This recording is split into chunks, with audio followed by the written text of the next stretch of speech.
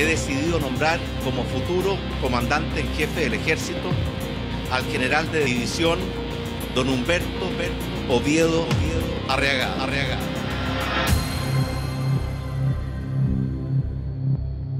El ex comandante en jefe del Ejército, Humberto Oviedo, quedó detenido por el eventual delito de malversación de caudales públicos. Fue sometido a proceso por el delito de malversación de caudales públicos. En el marco del caso fraude al interior del Ejército. Más de 4.500 millones de pesos. El retirado general habría utilizado gastos reservados para fines personales como viajes, regalos y compra de bienes.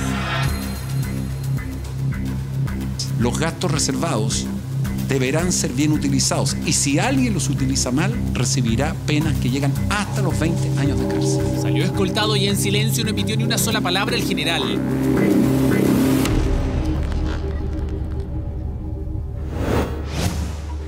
Muy buenas tardes, noches, bienvenidos al Informante.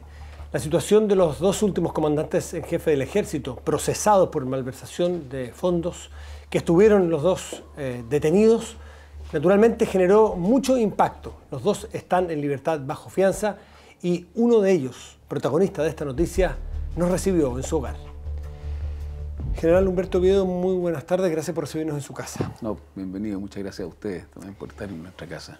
Quiero preguntarle, ¿a qué cree usted que se debe el hecho inédito de tener a los dos últimos comandantes en jefe del Ejército procesados y recientemente estuvieron presos, privados de libertad y acusados por manejos irregulares de dinero?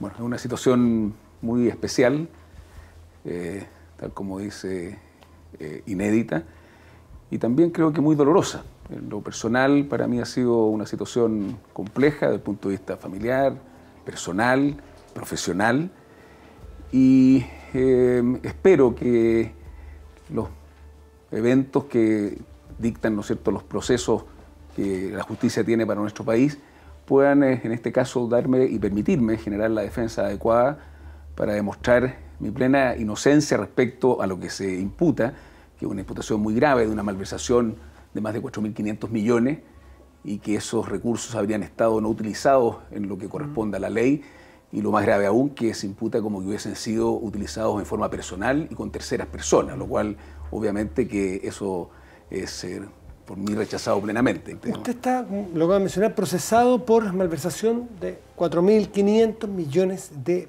pesos. ¿Usted es completamente inocente de esa acusación?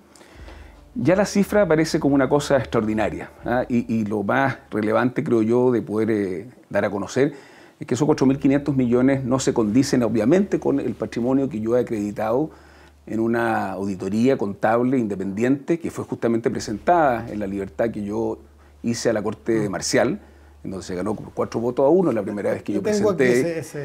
Y ese informe genera exactamente cuál es mi patrimonio, que ha sido corroborado con un patrimonio que está correctamente adecuado a las cosas que yo hice durante 43 años como empleado público y siendo militar desde los 15 años. Por lo tanto, la cifra no tiene relación, porque sería muy raro, ¿no es cierto?, no poder justificar 4.500 millones y que con ese estudio y con las propiedades que yo he dado a conocer en ese informe, obviamente que tengo la plena convicción que voy a poder probar que de hecho esa cifra yo no me hago cargo de ella porque está solventada y levantada sobre imputaciones y dichos de no documentos oficiales, y que si así fuese, esos recursos han sido utilizados en la institución, digamos. Vamos un poco al detalle, ¿le parece? Hay una declaración del general Sergio Madalavé que, entre otras cosas, dice, comillas, toda la asignación de recursos será determinada por el comandante en jefe. Refiere que al principio, cuando el general le explicó sus funciones, una semana antes de que asumiera, que le asignarían 6 millones para gastos. Incluso dice que esos 6 millones mensuales a veces eran 8, hasta 10. Claro, eso ¿Usted miente en general? No, eso es efectivo. Es decir, y ahí estamos dándonos a conocer de un testimonio, que también tiene reserva, pero hay un testimonio y eso efectivamente hay que aclararlo. ¿Qué opina usted de ese testimonio del general? Las opiniones obviamente son de las personas que las dicen. Lo que sí yo puedo aclarar es que el ámbito de la comandancia en jefe, la Secretaría General del Ejército es la que tiene la responsabilidad del funcionamiento de la comandancia en jefe. Yo fui comandante en jefe del Ejército, y eso es bien importante también aclararlo. Yo no soy comandante en jefe, uno no es comandante en jefe de la comandancia en jefe solamente, uno es comandante en jefe del Ejército. por lo tanto la Secretaría General, que tiene un general a cargo, él recibe recursos de funcionamiento presupuestario y también de recursos especiales para las funciones que requiere hacer, por ejemplo, en seguridad o atención de bilaterales con países extranjeros, etc. ¿Y a qué se destinaban estos depósitos de 6 millones de pesos? Medianamente regular, según establece el procesamiento. No, por eso quiero insistir, eso está totalmente secretado. No hubo depósitos, no hubo tales depósitos. Hay depósitos en mi cuenta durante 4 años como una... No hay estos 43 depósitos que hace mención, no existen. Absolutamente, eso lo puedo decir porque está en el informe y eso no es así. El informe contable que usted presenta. Así es. ¿Y la ministra Rutherford de dónde saca esos datos? No lo sé. Y además que la cifra tampoco calza. En los depósitos no suman 199 millones. Y insisto, no hay una constancia de periodicidad de depósitos de 6 millones, porque esos depósitos los hacía... O sea, todos los depósitos en mi cuenta corriente jamás se hicieron por personas que no fueran los titulares de la cuenta, que soy yo, digamos, y mi señora. No hay otras personas. Y tampoco los escondidos. Están en el banco. Y en ese periodo, ¿cuánto suman los depósitos que recibe en su cuenta usted? ¿Depósitos en efectivo? Bueno, de acuerdo al peritaje contable son 155 millones de depósitos que yo hago en función de mi trabajo, especialmente de los viáticos y otras cosas familiares, pero no tienen nada que ver con recursos que hayan sido entregados por ley de gastos reservados, que eso es bien importante aclararlo. Ya, es decir, no hay de gastos reservados para nada. Le voy a preguntar de dónde salían esos recursos. ¿Usted sostiene y asegura que ninguno proviene de gastos reservados? No. ¿Y qué cosas familiares? ¿Me puede explicar un poco más de dónde viene? Yo tengo una sucesión de la muerte de mi padre, de un departamento que lamentablemente por una situación familiar de un hermano que estuvo postrado 4 años, fue imposible eso generarlo, y ahí hay un adelanto de parte de la familia de mi señora para poder solventar la compra de un bien raíz. Ahí hay una cifra importante de dinero, y el resto son depósitos fundamentalmente los viáticos que uno recibía así al contado en dólares. Eso sigan generando en depósitos. ¿De cuánto eran aproximadamente esos depósitos? Son de 1 millón, 4 millones, 5 millones, el más grande a lo mejor 18 millones. Y el que se ha documentado mucho es el de 50 millones, que tiene que ver con el departamento de mi papá, de la sucesión que yo soy parte de ella, digamos. Ahora, ha llamado la atención, y usted lo habrá leído también, porque es bueno que lo aclare, en otros gastos millonarios en dinero, dineros públicos. Por ejemplo, arreglos de su casa, la casa que usted vivía, no la suya, pero la casa del comandante en jefe. Aunque sea fiscal, ¿cómo explica gastos bastante onerosos, bastante importantes a la casa del Ocurro? A ver, la casa del Ejército, que es la casa donde habita el comandante en jefe, es una casa que además de ser casa es un complejo militar. Tiene una guardia permanente, tiene una zona residencial para cuando uno llega con sus muebles, y además tiene una parte residencial que tiene todo el amoblado del Ejército, y tiene un patrimonio institucional, y un patrimonio de cosas que no son solamente los muebles comunes y corrientes que tiene una casa, sino que ahí también hay obras de arte, hay cosas de origen militar, que son de representación justamente institucional, y eso requiere de un mantenimiento. Parte de ese mantenimiento se hacía con gastos del presupuesto normal, pero muchas veces no daba para hacer un presupuesto para poder mantener la cantidad de cosas que tiene. ¿Me quiere decir que de ahí se gastó con gastos reservados? Por lo tanto, muchas veces también, para efectuar reuniones bilaterales, por ejemplo, con los comandantes de ejército amigos que se atienden en esa residencia, había que efectuar gastos especiales y se ocupaban, ¿no es cierto?, otros recursos, en este caso algunos de gastos reservados. ¿A eso le llamaba usted hace un rato gastos de seguridad extendida? En el concepto de seguridad ampliada pueden entrar mucho de ese tipo de cosas que tienen que ver, por ejemplo. Ya, está muy bien. El comandante Buti, a cargo de administrar su casa en Lo Curro, dice que además él se hacía cargo muchas veces de compra de otras cosas, como chocolates carísimos, marcas que muchos conocemos, que son un requete contra cara, relojes de lujo, de regalo, lapiceras para otros generales de 350.000 pesos, entiendo que son 20 lapiceras aproximadamente. Todo esto con gastos reservados también. ¿Cómo se explica? Bueno, yo no sé cómo se puede dar una imputación como esa, porque de partida una aseveración como la que se está mencionando no tiene registros y tampoco está asumida por el director de finanzas en cuanto a cantidades y itemizados que se mencionan en el autoprocesamiento. ¿Miente el comandante Buti? Por lo tanto, yo lo que quiero decir es que eso no está acreditado. Ahora, el comandante Buti, como comandante, y tiene una responsabilidad de mando, él administraba un complejo militar, y lo que yo quiero insistir, que obviamente no era función mía de fiscalizar qué cosas se compraban para protocolo o de atención de autoridad, en este caso chocolate o lo que usted menciona de la lapicera, pero obviamente si hubiese habido algo contrario a la norma, tenía la obligación de haberlo hecho presente. Yo no tuve ninguna objeción respecto de él en su rol de administrador del complejo Lo Curro. Pero usted tiene recuerdos de a las comidas que iba, a las reuniones sociales que iba, con su familia, con su esposa, llevaba chocolates cada vez, de esa marca que aparecen en los procesamientos? No tengo el detalle de la marca, porque insisto, no era... Pero chocolates caros. Muchas veces cuando uno va a una recepción, a una embajada o una invitación formal, obviamente que una autoridad de ese nivel lleva un presente o flores o una caja de vino o chocolates, como se ha mencionado. Pero yo cuando he visto los detalles en el autoprocesamiento de la cantidad de chocolates que se mantenían en custodia, obviamente que... ¿Nunca vio usted un stock de chocolates? Insisto, ese no era, se habría sido grave que hubiera sido mi responsabilidad estar preocupado de eso. Yo sé que no es su responsabilidad, pero es su casa también. No, pero es que eso no estaba en la casa, porque eso me habría dado cuenta. Pero él dice que estaba en un lugar ahí en la casa. Es que el complejo militar no es solamente, insisto, la casa. Ahí hay una guardia permanente, hay otras instalaciones dentro de esta residencia. Y aunque parezca una minucia, pero igual llama la atención, estas lapiceras de 350.000 pesos. ¿Usted alguna vez recuerda haberle regalado en general una lapicera? En el caso de los regalos, es bien interesante que se toque el tema. De partida, en el caso de las lapiceras, los regalos regionales, nosotros teníamos un acuerdo protocolar de todo el cuerpo general para hacernos regalos solidariamente. Y así se hacía con los regalos de cumpleaños o cuando un general se iba a retiro. ¿Solidariamente con recursos fiscales? Con recursos de cada uno de los generales.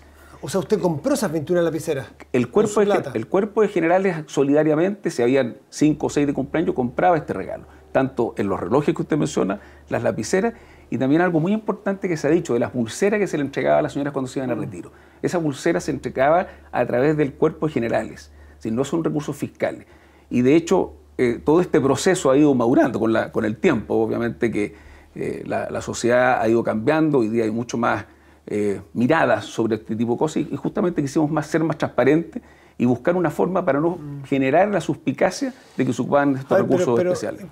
Esos regalos solidarios entre generales, explíqueme bien quién financiaba eso finalmente. ¿Hacían un pozo? ¿Por qué no me lo explica? Se llama un acuerdo de casino, es decir, todos nos poníamos de acuerdo, el director de finanzas hacía del que administraba estos recursos y nos iba descontando a nosotros solidariamente cuando había uno de cumpleaños y las cuotas de retiro que más o menos aproximadamente son 9, 10 u 11 generales, se hacía este evento para poder tener el recuerdo. ¿Les descontaban por planilla? No, es un descuento que se hacía personalmente porque por planilla no habría... ¿Pero cómo se hacía materialmente? ¿Usted hacía un cheque? ¿Usted pasaba un cajero? Hoy día es bastante más simple, se hacía una transferencia a la cuenta de él, digamos, donde él determinaba. Entonces era bastante más sencillo hoy día, digamos. ¿Todos esos regalos son con recursos personales de cada general? De esto que mencionamos, de los recursos de los generales, eso era con el aporte que hacíamos cada uno.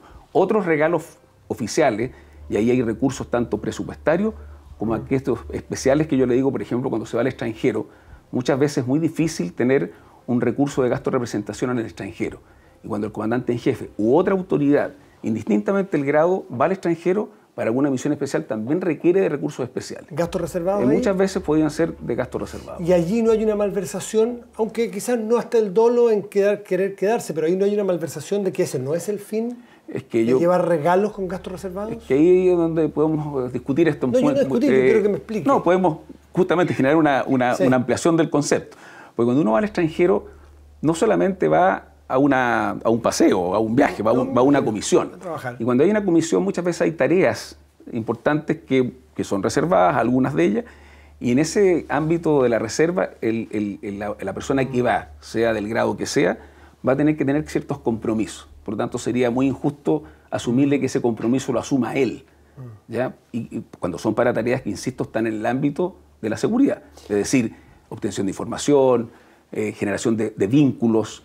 Esto es bastante más de lo que... La seguridad extendida, así le llama usted, es una comprensión que quizás estaba en la cultura de los militares, pero para los civiles cuesta entenderla. ¿Usted empatiza con los civiles? Es que es muy importante porque es primera vez que tengo la oportunidad, y a lo mejor no se había dado esta discusión, y que ojalá esto se prospere también en la discusión que está en el Congreso o cuando se vaya a mirar la ley. ¿Qué tanto queremos nosotros de generar recursos para poder hacer estas tareas? ¿Cuál va a ser el límite? Eso hoy día... Falta poner los límites. Bueno, y esos límites... ¿Cree? Yo creo que puede ser un recurso de poner los límites, que también es riesgoso, porque muchas veces estas cosas... Por eso el legislador quiso que hubiesen gastos reservados para las tareas, porque se confía también en las tareas que se van a desarrollar. Ahora, si hay límite, a lo mejor puede ser más transparente y puede hacer mejor. Han cambiado los tiempos, quizás. Absolutamente. Déjeme volver un segundo donde el comandante Buti, que en algún momento él dice haber sentido vergüenza de partir con billetes, físicamente con billetes, a calles de comercios caros a comprar elementos a su vez de lujo de estos regalos y que entonces le daba vergüenza y compraba con su tarjeta de crédito porque no quería llegar con billetes.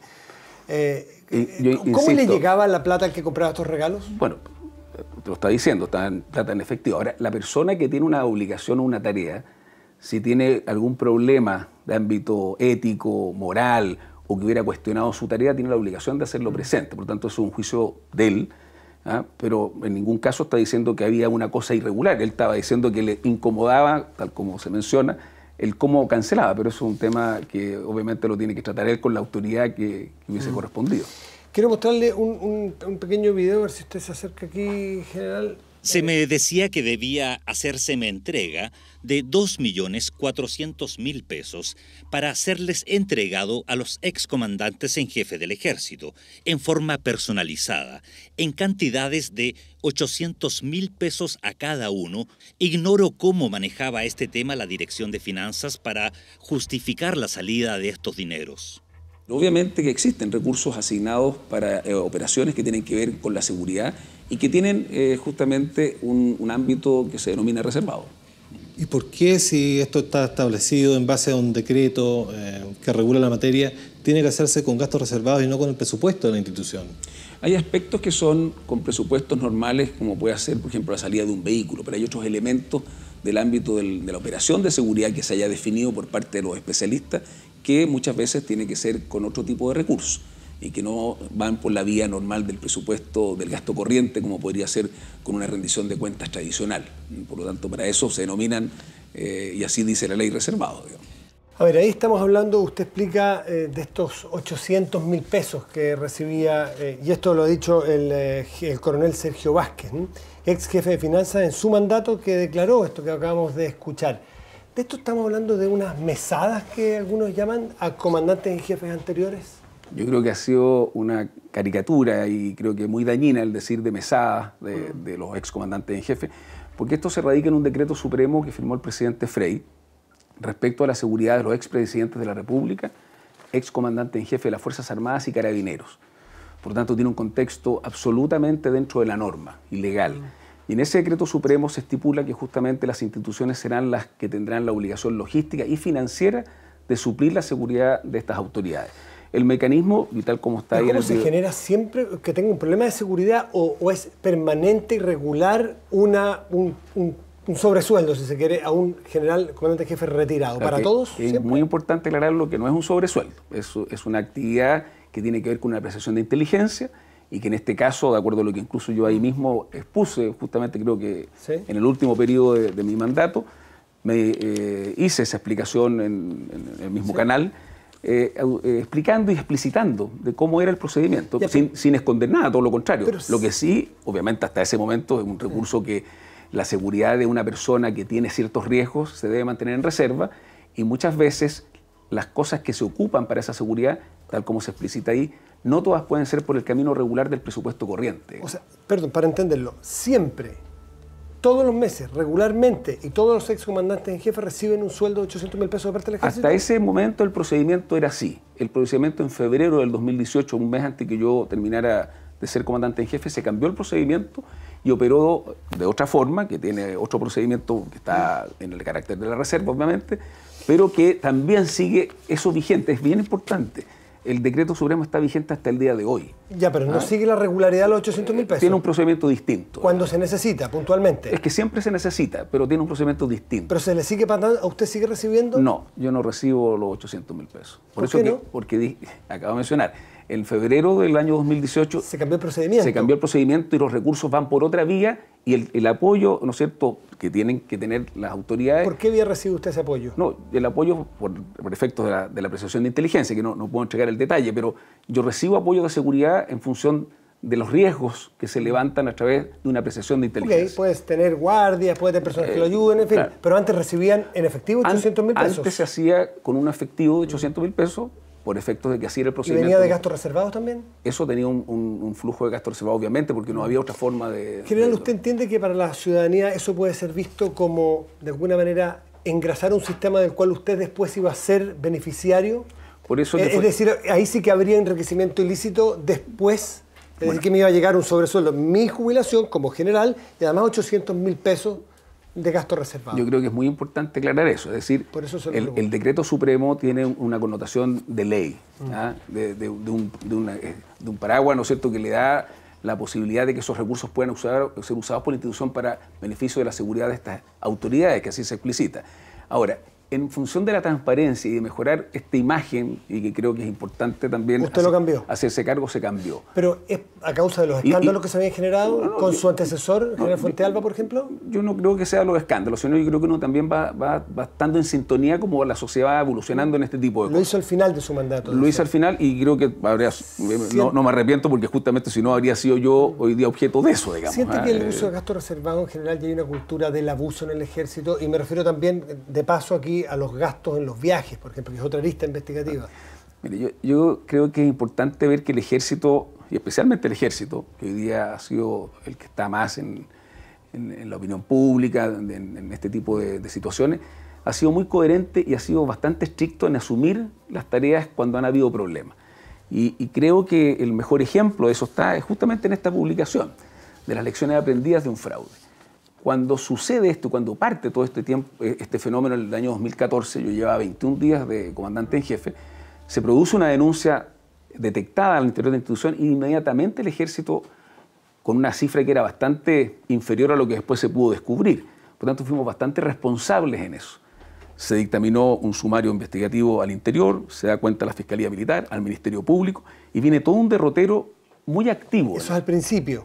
Y que duró hasta el día de hoy, digamos. Aquí hay 22 medidas que se tomaron producto de la comisión investigadora y que en algo inédito el ejército, por propia voluntad, proactivamente fue, después de casi 7 meses, a la comisión investigadora a dar cuenta de las medidas tomadas, digamos. General Oviedo, si volviéramos al principio de su mandato, ¿usted cambiaría, con la información que tiene después, cambiaría las formas en que se usaban los gastos reservados en estas partes que son más grises y muy de entrega muy dudosa para mucha parte de la ciudadanía, en esta materia que usted ya explicó, los regalos y todo eso? ¿Siente que allí fallaron? ¿Falló usted en su mandato? Yo creo que cuando uno hace un análisis retrospectivo de cómo puede hacer mejor las cosas, obviamente que uno, la persona humana tiene sus debilidades y también comete errores.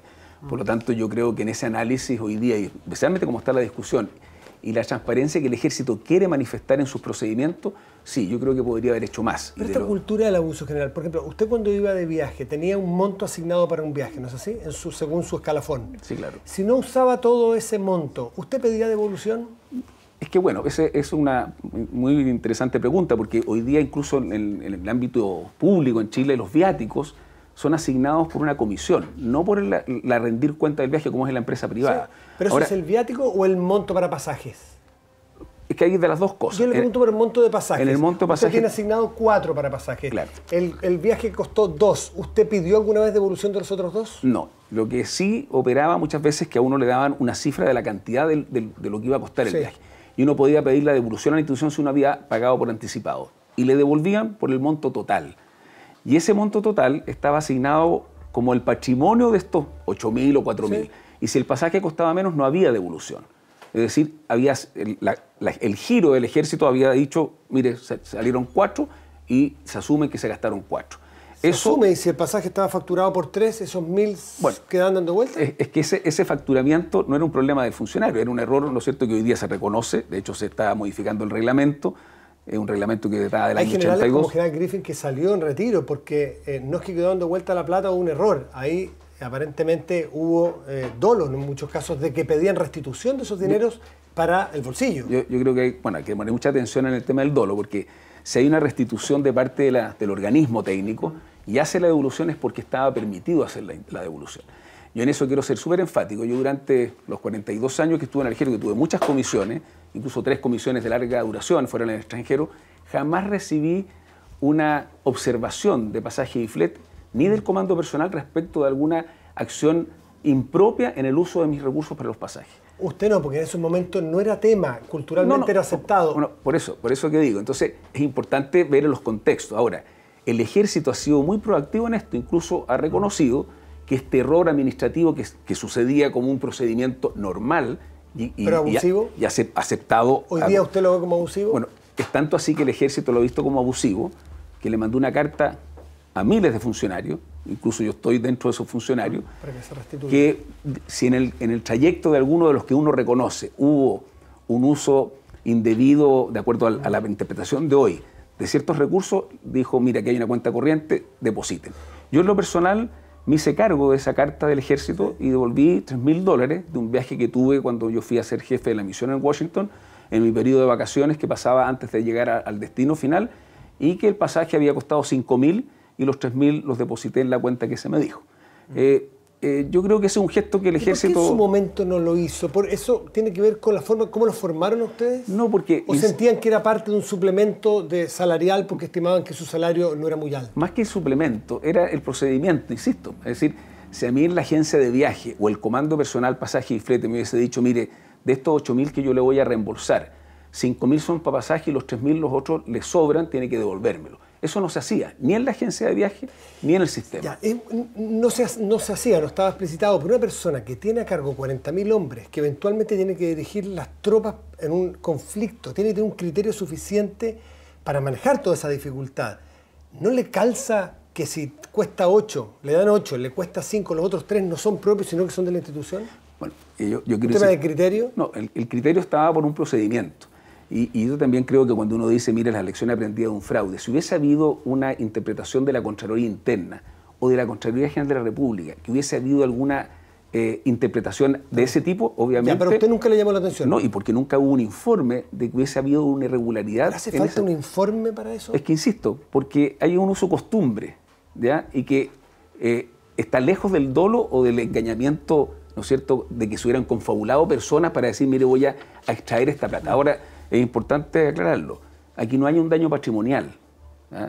Eso es bien importante decirlo, porque estas eran salidas contables del ejército que estaban estipuladas así. Ahora, en la interpretación de hoy, se puede decir que en realidad hay un sistema que puede ser mucho más óptimo, y que, insisto, es el tema de los viáticos en Chile. Los administradores, toda la administración pública... ¿Óptimo o más transparente? O sea, yo creo más eficiente, sería la palabra correcta, y más transparente. Los viáticos, insisto, cuando uno sale de comisión, en la empresa privada uno rinde cuenta, ¿no es cierto? El viático es otra cosa que los costos de los viajes. Claro, pero es que yo diría que tiene un símil. Porque cuando uno va a una comisión y si estuvo en la casa de un amigo, no hay restitución del viático. Entonces uno podría decir, es la misma lógica. Es decir, si yo me quedé en la casa de un amigo y no ocupé el viático, tengo el deber entonces de devolver el viático. Y eso no sucede en ninguna organización, excepto en algunas empresas privadas, digamos. Le quiero mostrar otro video de una entrevista que usted dio para que nos explique. General Oviedo, otro de los casos que ha llamado la atención es el presunto enriquecimiento ilícito de su antecesor, el general Fuentealba, cuando estuvo aquí en la comandancia en jefe del ejército. ¿Él tiene hoy el respaldo de esta institución? Siempre cuando le sucede algo a un comandante en jefe, y lo he dicho y lo repito, la institución no puede estar, ¿no es cierto?, ajena a la preocupación de lo que le pueda estar pasando como persona y como un ex oficial importante de haber tenido el primer cargo más importante, ¿no es cierto?, de dirigir la institución. Por lo tanto, yo me inscribo en la presunción de inocencia para poder generar y ser justo con la evaluación que se puede hacer de la situación que él judicialmente, en este caso, está enfrentando. ¿Qué tiene de distinto, qué tiene de parecido su caso con el del general Fuentealba, más allá de los montos? Bueno, no me corresponde a mí evaluar ni tampoco hacerme cargo de la situación que le pueda estar pasando a un excomandante en jefe. Yo creo que soy responsable de mi situación y debo responder por mi situación, creo que eso es lo que corresponde. Por lo tanto, no podría generar un comentario respecto de ello, sino adherirme a lo que dije en esa oportunidad de que también toda persona debe ser respetada su presunción de inocencia y poder tener el justo juicio para poder entregar los elementos de prueba que en definitiva van a decir que... Uno de sus elementos de defensa pública ha sido que su patrimonio, según sus informes contables, calzan con los ingresos que tuvo en su carrera. En el caso del general Fuentealba, su patrimonio aparece bastante más elevado de lo que pudo recibir, que es lo mismo que recibió usted durante toda la carrera. Entonces, el que usted diga no me corresponde a mí, ¿no parece una defensa institucional? ¿No parece una defensa a un compañero de armas versus la ciudadanía frente al erario público? No, yo creo en eso, además de ser...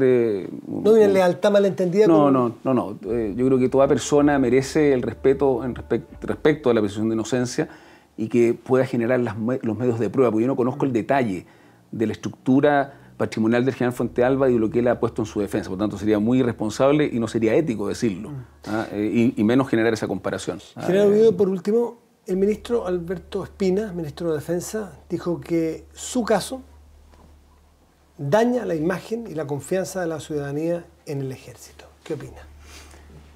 Es una opinión de un ministro, yo la debo respetar, no la comparto, y no comparto de que diga que es la opinión, porque ese mundo o el resto del mundo también, yo me hago parte, que el mundo es parte de mi familia, mis colaboradores, las personas que han confiado en mí, y ese mundo muchas veces tiene otra opinión, y a lo mejor va a ser parte de lo que me queda. ¿Cómo es posible que un ministro de Defensa, un ministro de Estado tenga una opinión si todavía no termina el proceso?